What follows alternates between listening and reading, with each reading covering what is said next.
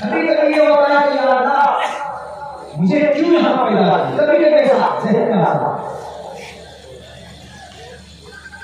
मोहब्बत नहीं, अखलाक बुलंद नहीं, एक दूसरे से हसद, छोटी छोटी बात भी केस का सवाल, हमारे बच्चों का इसी वक्त सब्सक्राइब कीजिए। फिर मिलते हैं नेक्स्ट वीडियोस में।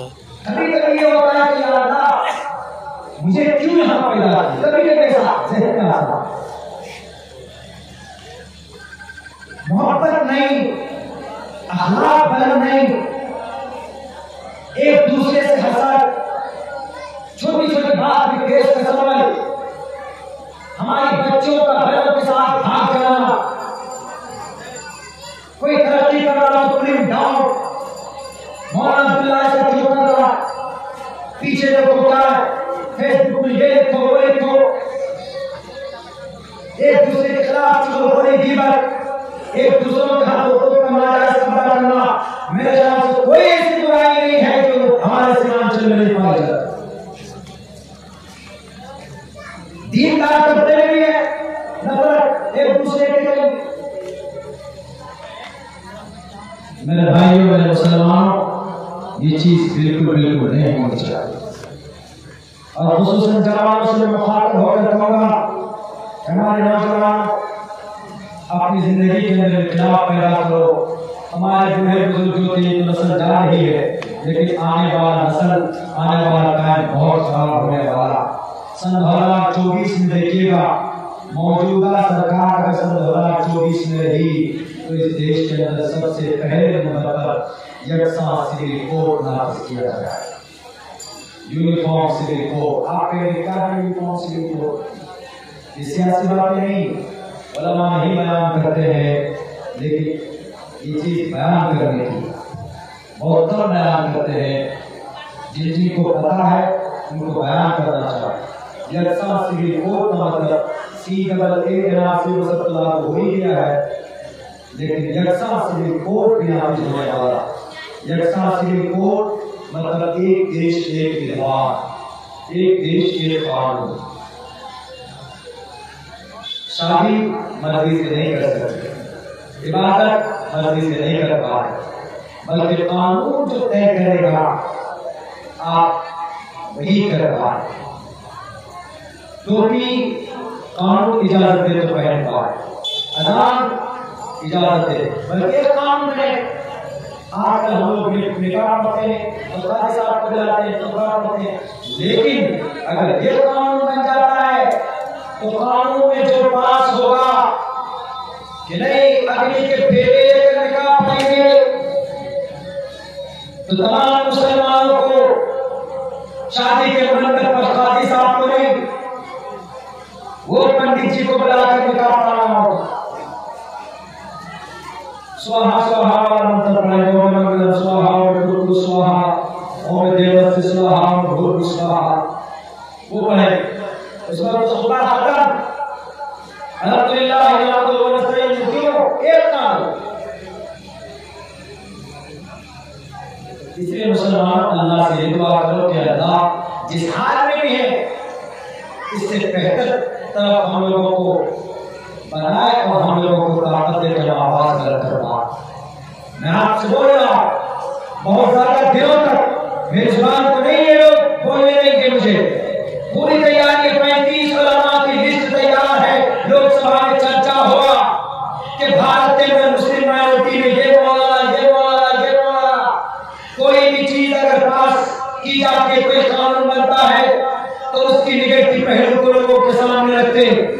इसलिए इन मौलानाओं के हाथ में हथकड़ी डालो, जेल में डालो, ये लगा दो वो लगा दो, UAPA लगाओ, टाटा लगाओ, पूरा लगाओ, UAPA लग जाता है तो आपको पता 6 महीने तक तो उसकी सुनवाई नहीं होती, 3 साल तक तो जमानत नहीं दिए जाते उसको।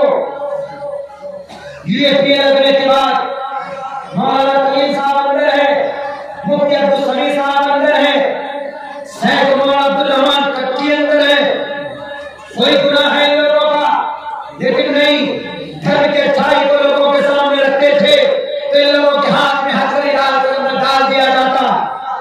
हमें भी पता अपने इल्जाम का, लेकिन मैं कल क़यामत में कह पाऊंगा कि अल्लाह के सामने कलिमत हक़ मिन सुल्तान जाहिर अफजल जिहाद, हक बात तालिम के सामने कहना सबसे बड़ा जिहाद कहलाता है, ताकि कल क़यामत में मैं अल्लाह के सामने कह सकूं कि अल्लाह, भारत जैसी जगह में शराबी कबाबी जालिम हुक्मरानों के सामने मैं जितना जानता था उतना बोल पाया था।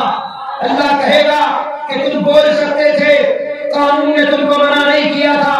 भारत के संविधान का आर्टिकल 25 कहता फ्रीडम ऑफ कॉन्शियंस, हमें सोचने की आजादी दी गई। फ्रीडम ऑफ प्रैक्टिस, अजान देने की आजादी दी गई। Freedom of conscience and free professional practice, अकीदे की आजादी दी गई। प्रोपेगेशन ऑफ द रिलीजन, अपने धर्म के अच्छाई को बयान करने की आजादी हमें कौन देता? भारत का संविधान देता। अल्लाह पूछेगा कि जब तुमको इजाजत थी बोलने की, क्यों नहीं बोले थे?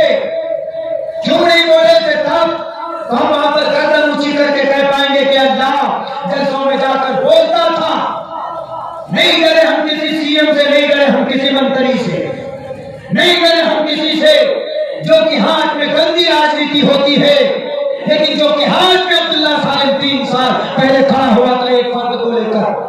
आज उस तंजीम की, उस पार्टी की क़यादत है। हमने वादा किया अगर यहाँ के लोगों का फायदा होगा तो हमने जिस पेड़ को लगाया है ये फलदार होगा, लोगों को फल उठेगा तो ठीक, नहीं तो जिस पेड़ से लोगों को फायदा ना हो उस पेड़ को उखाड़ कर फेंकने की जुर्रत इंशाअल्लाह अब्दुल्ला सालिम काम करेगा। हमको आवाम को फायदा पहुंचना चाहिए। हम नहीं डरते किसी मुंशी से, नहीं डरते हम किसी मंत्री से, संतरी से। आपको भी नहीं डरना चाहिए। अगर डरिए तो अल्लाह से डरिए। अल्लाह कुरान में कहता है अल्लाहु अकबर तख्शौ, डरो तो अल्लाह से डरो, क्योंकि आपके अंदर ईमान की सबसे मजबूत ताकत। दुनिया वालों से मत डरो। क्या करेंगे जी? जेल में हथकड़ी डालकर जेल में डालेंगे, 3 साल 4 साल डालेंगे। जेल जाना सुन्नत रसूल है। 3 साल तक शहर अभी तालिब में रहे थे। वो कौन सा जेल था? वो आजकल का ये कहिए कि वो भारत का सबसे जो बड़ा जेल, वो जेल था शहर अभी तालिब। खाने के लिए कुछ नहीं था, जेल में कम से कम खाना तो मिलता। लेकिन हक बात कहना चाहिए, हक बात बोलना चाहिए। मसलिहत तो ताक पे रखो। मसलिहत का जमाना नहीं है, हक बात बोलने का जमाना है। नहीं बोलोगे तो अल्लाह पूछेगा कल क़यामत में कि हक बात तुम क्यों नहीं बोले? किससे डरते? मंत्री जी से नहीं। डरने की जरूरत नहीं है, आप मुसलमान हैं। और मैं एक बात और कहूंगा कि अपने बच्चों को तालीम दीजिए, दुनियावी तालीम भी दीजिए, दीनी तालीम दीजिए। आपका बच्चा दीनी तालीम से वाबस्ता होगा तो आपके बच्चे को इंशाअल्लाह कभी कोई लूट नहीं पाए, कभी कोई ठग नहीं पाए, उसका हाथ कोई मारेगा नहीं। ये मैं हमेशा हर से मैं कहता हूँ। मेरे भाइयों, वक्त तो बहुत हो चुका है, 9:15 बज चुका है और मेरी आवाज, मैंने तो सोचा था कि मैं आहिस्ते बोलूंगा, अभी तो बोल चुका हूँ, मेरी आवाज निकल रही। सुबह होते होते मैं गूंगा हो जाऊंगा, आवाज नहीं निकली। कल पता नहीं चला, जोश में तो बोल ही दिए। दुआ की चला मेरी आवाज खोल दे, क्योंकि अभी तकरीबन 15 जून तक मुस्तकिल प्रोग्राम से सबसे वादा किया है, मुझे जाना है। अल्लाह से दुआ करते हैं अल्लाह तबारक व तआला आपके जलसे को कामयाब करे और हमारे हिंदू बिरादरान वतन है उनको भी समझाए, समझ के अल्लाह हिदायत की तौफीक दे। किसी नेता के बहकावे में हमारे हिंदू भाई भी ना आए, उनके बच्चे भी ना आए, बल्कि अपने एक ईश्वर पर भरोसा करके अच्छा काम करें, मिलकर रहे जैसे हम लोग मिलकर रहते। नौजवानों से भी मैं अपील करता हूँ कि जवानी को सही जगह पर लगाएं, क्योंकि अल्लाह आपकी जवानी के बारे में पूछेगा। ये कहेगा वान शबाबी फीमा अल्लाह, ये जवानी कहाँ पुराना कर दिया? सेल्फी लेते या फिल्म देखते, तब क्या जवाब देंगे? वान शबाबी, जवानी कहाँ पर पुराना कर दिया है? पुराना मतलब बिताकर, यानी पूरे 15 साल के बाद जो जवानी शुरू हो जाती है, 50 साल तक, 45 साल तक जो जवानी रहती है, सजदा नहीं करते, हिप्पी का बाल है, और लीड है कान में, पान है मुंह में, गुटखा है, मसाला खाते हैं, अपनी जवानी को तबाह करते हैं। अल्लाह पूछेगा, पर्टिकुलर बूढ़ों से नहीं पूछेगा। बूढ़ों से विकास करेगा कि बूढ़ा बने, लेकिन हर बूढ़ा तो पहले जवान होता है। पूछेगा कि तुम बूढ़ा बने जवानी में क्या करते हो, तब क्या जवाब देंगे? आसान नहीं है मेरा पालना। दुनिया में अल्लाह ने आपको मिडिल तबके का बनाया, अगर गरीब बनाया है तो आप शुक्र कीजिए कि आप गरीब हैं। 500 कमाते हैं तो हिसाब मेंटेन हो जाता। वो जितने भी पैसे वाले हैं उनका मामला उतना ही ज्यादा कैला होगा। पैसा कहाँ से कमा, मैंने भेजा कहाँ से आता था? सवाल का जवाब दो। 5-5 मरतबा तुम मंत्री रहे, चीफ मिनिस्टर रहे, तो पैसे कहाँ खर्च किए तब तो अटक जाएगा बेचारा मामले में, 5 साल के मामले में। इसीलिए गरीबी को, गुर्बत को ये मत समझिए अल्लाह की तरफ से फैसला होगा। अल्लाह ने आपको जितना रिस्क दिया उसी के ऊपर कनात करके, अल्लाह की जात पर भरोसा करके अपनी जवानी को, अपनी सेहत को अल्लाह के रास्ते में खर्च कीजिए। इंशाअल्लाह बहुत फायदा होगा इंशाअल्लाह। भाइयों, मैं ये पैगाम देना चाहता हूँ खुसूसन नौजवानों से कि अपनी जवानी को सही जगह पर इस्तेमाल कीजिए। और दोस्तों, आप देख रहे हैं NB मीडिया यूट्यूब चैनल। इस तरह का वीडियोस आपको मिलता रहेगा। लाइक और सब्सक्राइब जरूर कर लेना और इस वीडियोस को अपने दोस्तों में शेयर जरूर करना। फिर मिलते हैं एक और अच्छी वीडियोस लेकर, तब तक इजाज़त दीजिए। अस्सलाम वालेकुम, खुदा हाफिज़।